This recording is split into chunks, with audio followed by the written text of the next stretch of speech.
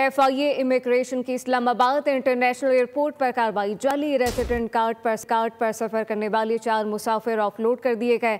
मुसाफिरों में ज़ीशान मुनीर, बदर मुनीर, हसन जमील और मोहम्मद अली शामिल। ऑफलोड किए गए मुसाफिर आपस में भाई बताए जाते हैं। मज़ीद क्या तफसीलात हैं, सरार खान से जानते हैं। जी सरार।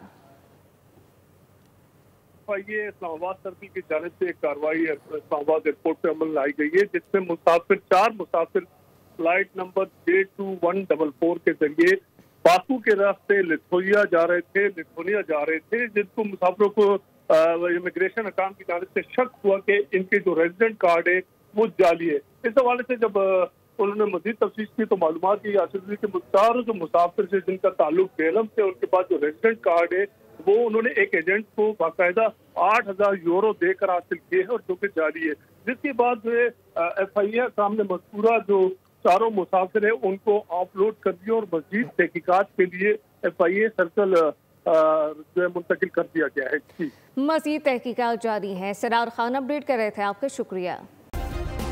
सब्सक्राइब करें और बेल दबाएं ताकि कोई खबर रह न जाए।